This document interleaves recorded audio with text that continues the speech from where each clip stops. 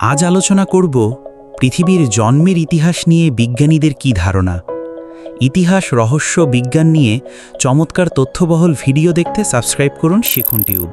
চলুন শুরু করি। প্রায় 13.8 বিলিয়ন বছর আগে ঘটে এক অবিশ্বাস্য ঘটনা। বিজ্ঞানীরা একে বলেন বিগ ব্যাং। শূন্যতার অন্ধকার থেকে হঠাৎ সৃষ্টি হয় অসীম শক্তির বিস্ফোরণ। এক ক্ষুদ্র বিন্দু মুহূর্তেই ছড়িয়ে দিল সময়, স্থান আর পদার্থকে, আর সেখান থেকেই শুরু হলো মহাবিশ্বের যাত্রা। আজ আমরা যে গ্যালাক্সি, নক্ষত্র আর গ্রহ দেখি, সবই সেই প্রথম বিস্ফোরণের উত্তরাধিকার। কিন্তু বিগ ব্যাং কোনো সাধারণ বিস্ফোরণ ছিল না, এটা ছিল এক মহাজাগতিক প্রসারণ। আলোর থেকেও দ্রুত ছড়িয়ে পড়তে থাকে স্থান ও সময়। প্রথম কয়েক সেকেন্ড ছিল অবিশ্বাস্য। মহাবিশ্ব অগ্নিগর্ভ, তপ্ত আর অস্থিতিশীল। তখনই তৈরি হতে থাকে মৌলিক কণিকা, প্রোটন, নিউট্রন আর ইলেকট্রন। মাত্র 3 মিনিটের মধ্যেই জন্ম নেয় প্রথম মৌল, হাইড্রোজেন ও হিলিয়াম।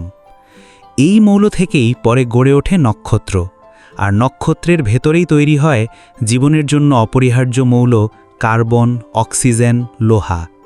এক কথায় আমরা সবাই সেই প্রাচীন নক্ষত্রেরই ধূলিকণা। সময় গড়ায় প্রায় 1 বিলিয়ন বছর পরে জন্ম নেয় প্রথম গ্যালাক্সি।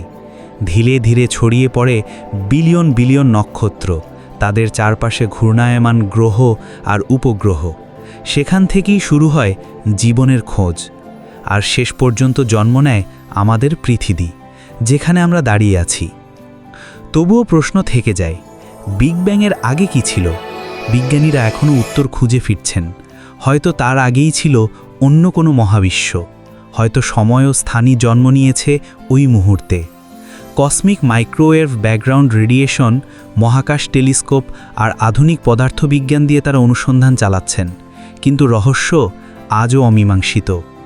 আমরা যখন তারাভরা আকাশের দিকে তাকাই, আসলে দেখি সেই প্রাচীন বিস্ফোরণের ছায়া। আমাদের অস্তিত্ব, আমাদের জীবন, এমনকি আমাদের চিন্তাধারাও সবই শুরু হয়েছিল সেই এক বিন্দুর ভেতর থেকে।